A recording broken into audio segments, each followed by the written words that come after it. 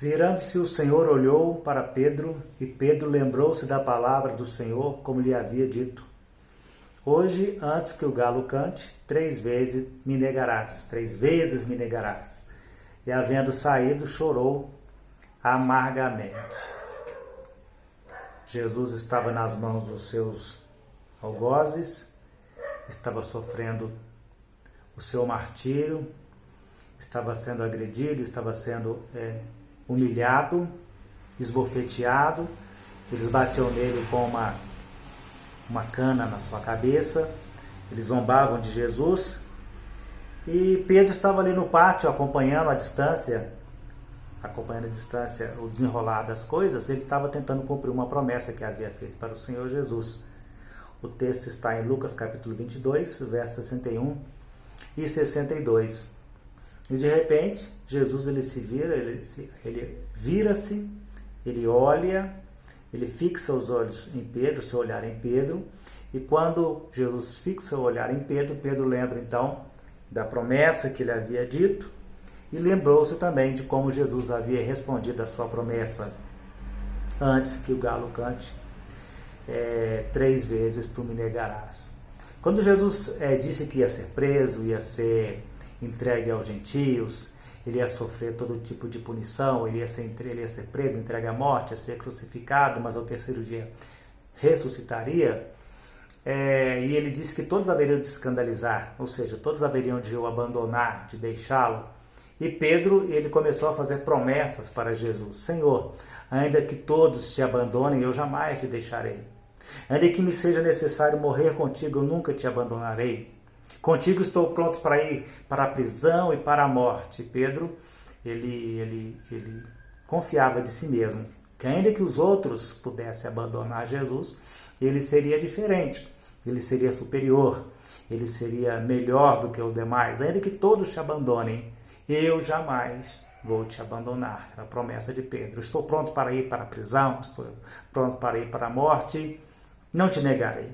E Jesus disse: hoje mesmo, antes que o galo cante, 3 vezes tu me negarás. E agora passa-se as horas, Jesus é preso no Getsêmani, ele é levado pela turba, os soldados do templo, ele é levado para a casa de Anás, de Caifás, e depois ele é entregue para Pilatos também. Tudo vai se desenrolando, mas ainda no pátio da casa do sumo sacerdote, por 3 vezes alguém interpela Pedro e pergunta se ele era seguidor de Cristo, e Pedro estava negando: não sou, eu não, nunca vi, não conheço. Ele dizia que não. E por fim, pela 3ª vez, quando ele negou, Jesus voltou-se para Pedro. O olhar de Pedro cruzou com o olhar de Jesus. E aquilo foi fulminante no coração de Pedro. E Pedro, ele se retira, ele se afasta daquela cena, e a Bíblia diz que ele chora amargamente. Pedro chora amargamente. 2 coisas interessantes ou importantes para a gente destacar no texto aqui. A primeira delas é a nossa justiça, a nossa capacidade, de cumprir aquilo que nós queremos, o que desejamos, ou o que nós prometemos. E às vezes nós não colocamos aquele "se Deus quiser", parece algo tão corriqueiro, mas é fundamental. Tudo que nós fizermos, falarmos, tem que ter isso no nosso coração: se Deus quiser, se Deus permitir, porque o Senhor disse: em mim nada podeis fazer. A capacidade humana não lhe garante absolutamente nada. Então, Pedro tinha uma promessa e ele foi até corajoso. Ele até foi ousado, Primeiro ele tirou a espada e decepou a orelha de Malco, que era servo do sumo sacerdote. Depois ele encontrou um parente dele lá no pátio do sumo sacerdote, complicou para ele, Era um parente desse Malco. E ficou mais difícil para ele ainda cumprir a promessa, mas ele estava tentando. Ele chegou a entrar no pátio, a misturar com os criados ali no pátio, aquentando-se no fogo, e ele estava tentando cumprir a promessa. Mais uma lição para mim aqui, muito importante. Nós não temos nenhum mérito próprio, nós não temos nenhuma capacidade, não podemos confiar no eu, não podemos, jamais. Em 1 Coríntios capítulo 2, verso 9, verso 10, existe um versículo que até é muito mal interpretado, Eu mesmo já interpretei ele errado várias vezes, quando a Bíblia fala assim: as coisas que o olho não viu, e o ouvido não ouviu, e nem jamais subiram ao coração do homem, são as coisas que Deus preparou para aqueles que o amam. Mas Deus nos revelou pelo seu Espírito, porque o Espírito prescruta todas as coisas, até mesmo as profundezas de Deus. Está no verso 10 de 2 Coríntios capítulo 9. Não é? Ou seja, a revelação da salvação do Evangelho, além de não ser mérito próprio, ele é uma obra de Deus, não é obra humana.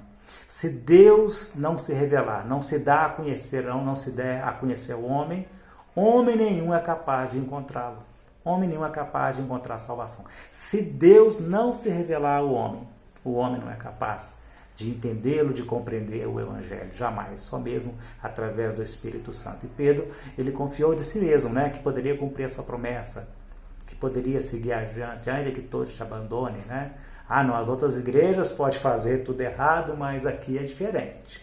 Aqui não é assim, querido. É tudo graça, é tudo graça, é tudo graça de Deus, favor não merecido. Nós não merecemos, mas o Senhor agradou nos dar, né? O Senhor agradou nos dar. E agora Pedro nega Jesus. E outra coisa importante para a gente perceber no texto é a diferença da atitude de Pedro para comparação com a atitude de Judas. Judas também ele negou Jesus, ele traiu Jesus, ele entregou Jesus por 30 peças de prata, e quando ele viu o que ele tinha feito, né? O que ele faz então? Ele é tocado de remorso. Ele é tocado de remorso, certamente não foi um arrependimento sincero. Ele chegou para os religiosos ali, os sacerdotes, a elite religiosa, né? Os guias espirituais, entre aspas, e falou com eles assim: eu pequei traindo sangue inocente. A sensibilidade daqueles homens foi tão grande que eles responderam assim para Judas: que temos nós com isso? Isso é problema seu. E a Bíblia diz que Judas então saiu dali e foi se matar, e se atirou no precipício, as suas entranhas se derramaram, né? O seu abdômen se fendeu, as suas entranhas, seus órgãos internos se derramaram. Foi uma morte horrível de Judas. E com aquele dinheiro que ele jogou lá no templo, ele jogou, espalhou aquelas moedas ali, eles compraram um campo do oleiro, e transformou em cemitério de forasteiro. Mas Pedro não, Pedro, ele foi diferente, ele chorou amargamente. Certamente Pedro teve um arrependimento sincero diante do Senhor Jesus.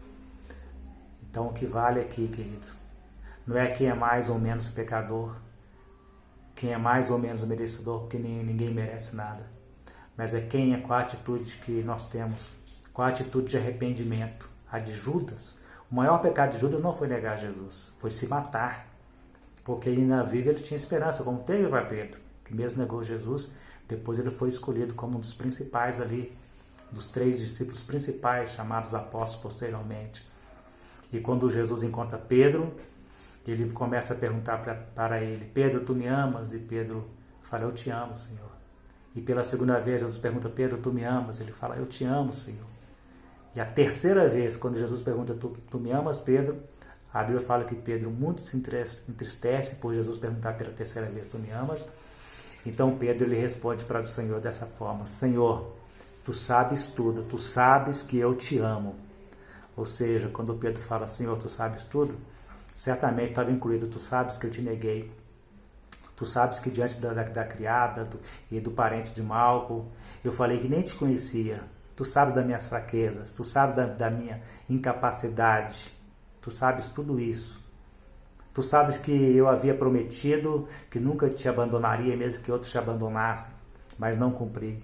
Tu sabes que eu prometi que mesmo que fosse preso ou morto, eu não ia te deixar, mas eu não cumpri. Tu sabes tudo. Tu sabes que eu te neguei, mas também tu sabes que eu me arrependi e que eu chorei amargamente. Tu sabes tudo, Senhor. Tu sabes que eu te amo. E Jesus fala com Pedro: apacenta as minhas ovelhas. E quando Jesus ele sai caminhando pela praia do Mar da Galileia com Pedro, e atrás deles vem andando João, o discípulo amado, e Pedro pergunta: e deste, o que será? Esse é o fechamento do livro de João, o encerramento. Aí Jesus fala assim: se eu quero que ele fique até que eu venha? Que te importa a ti? Mas tu segue-me. E Pedro seguiu com Jesus. Pedro seguiu após Jesus. Que a bênção de Deus seja sobre a sua casa, sobre a família, sobre a sua vida, agora e sempre, em nome de Jesus.